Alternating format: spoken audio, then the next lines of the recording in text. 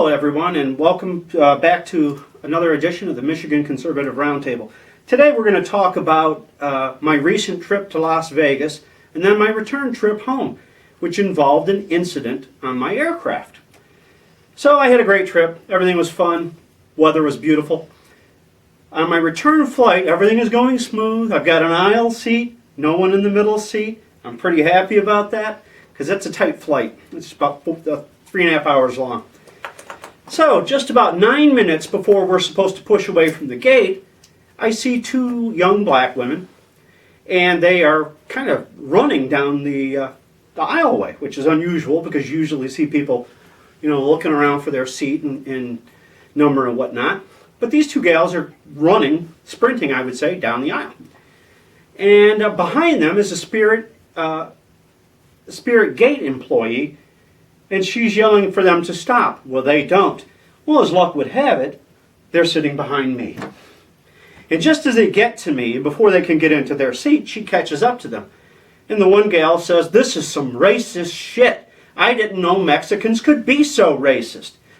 Which, of course, popped into my head. Well, they don't have the power, so how could they be? Because that's the claim many African Americans make, that they can't be racist because they don't have the power. Well, I don't know what Barack Obama being president for 8 years was, leader of the free world. That sounds like some power to me, but that's another segment. So they're cussing and swearing and saying everything is racist. And from what I could gather, their complaint was that they had to pay for a second bag. And if you pay at the gate, it's $65. If you pay beforehand, it's $50. And now they've made this announcement many times, and they explain to you very clearly the restrictions on bags. You have to check a bag, which is even more money, I think $75 if you want to put it in the undercarriage of the aircraft. But everyone on the plane is calm, everyone's happy, no one else, to my knowledge, has had a bag problem. But these two gals are going to scream racism. And the first thing that struck me was the ease in which it came.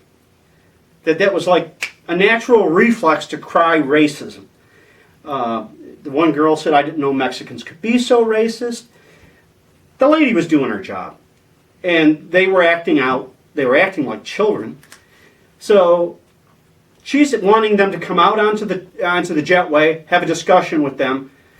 They're not going to do it. Racist, racist, racist. Well, their companion said, "Just go out on the jetway, have the conversation, you get to come back on the plane." Because the Spirit employee is also threatening them with not getting back on, or being removed by the marshal from the plane. As you know, on aircraft, they don't play. They'll take you off in a nanosecond. Well, at least they take us off in a nanosecond. So these gals go to the jetway.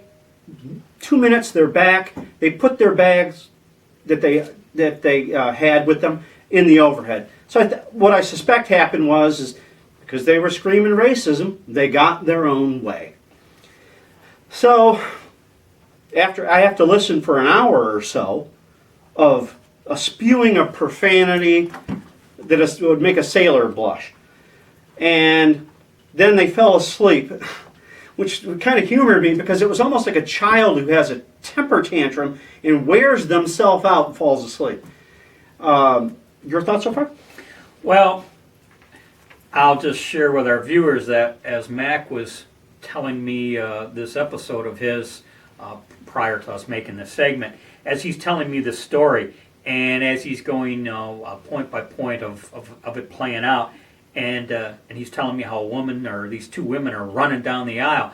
If I saw someone running down the aisle of an airplane that I was going to fly on was being chased by someone, I'd start wondering, how safe am I? Oh yeah, I was alarmed. And in listening to him tell the story, the very first time he was telling me, I thought maybe somehow someone had gotten past the security checkpoint. And if someone had gotten past the security checkpoint, I mean, why else would they be running? Why would they be getting chased? Am I even safe now? Is this flight going to be canceled? All that ran through my mind. All these things, as you're sitting there defenseless on a vehicle that's going to take you how many thousands of feet up into the air, 30, 35,000 feet into the air, whatever altitude they cruise at. But, and then you find out what what's really going on, and then as sometimes we say, the plot thickens. Yeah. So late in the flight, we're going into our initial descent into Detroit Metro Airport, and there was a black Spirit employee, a female, who I had found pleasant and very professional. Kind of a no-nonsense kind of gal, I thought. She takes a knee next to these two girls and apologizes because they were given a hard time. The hard time was being treated like every other person of every other race on that aircraft. There was being in the Detroit Metro, there were a fair number of black passengers, and none of them had a problem. Yet these two did because they didn't get their own way. Well, how dare they be chased? Well, how dare they? They were given a hard time for being asked to do what everyone else did. Every white passenger, every black passenger, every Asian passenger, every Indian passenger.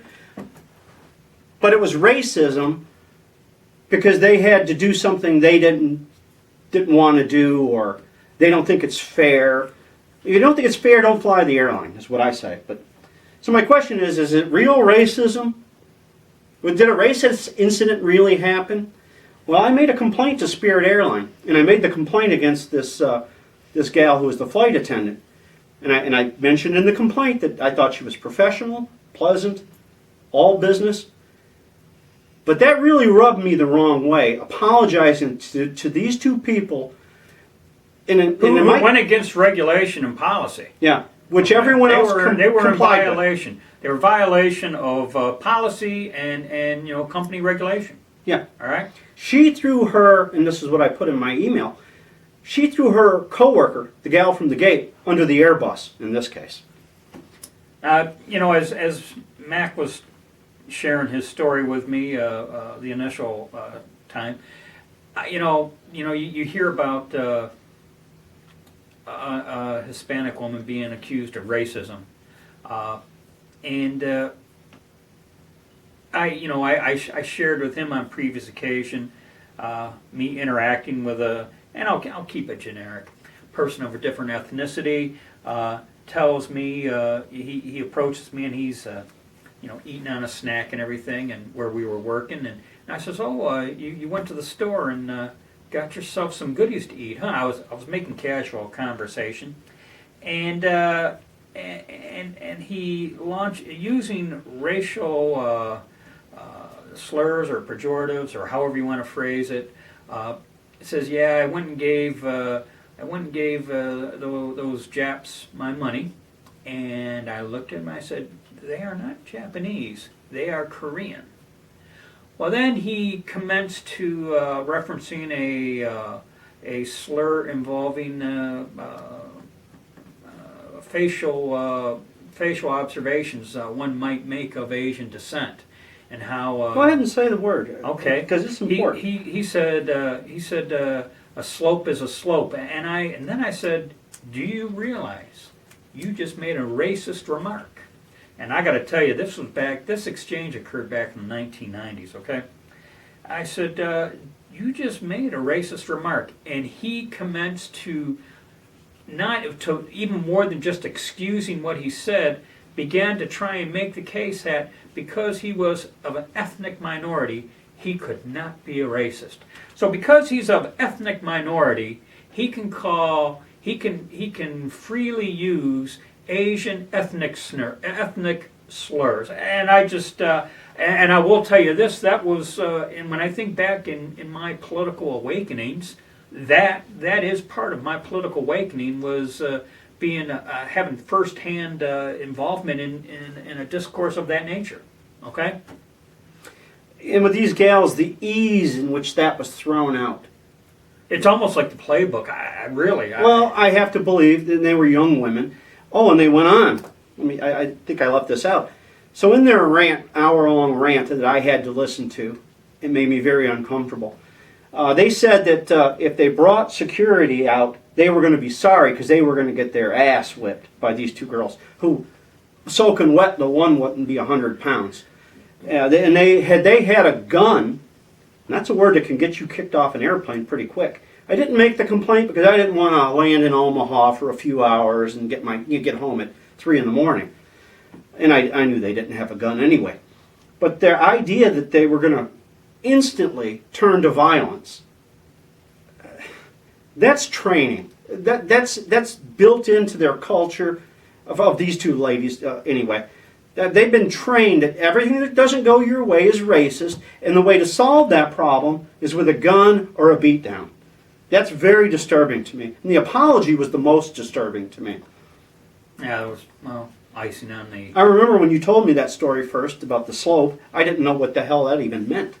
And it had to be explained to me. Yet I'm supposed to be a natural-born white supremacist racist because I support the president. Well, Mac, this episode of yours just really kind of serves as an example to me of why I'm concerned as to what happens next, where we as a society even go regarding race relations. Well, it's got to stop. It's got to get better. And I think people need to understand that the person who's been offended is the only person who can give forgiveness. And until forgiveness comes, there'll be no change. So, as we like to say on the Michigan Conservative Roundtable, be safe, watch your six, and don't tread on me.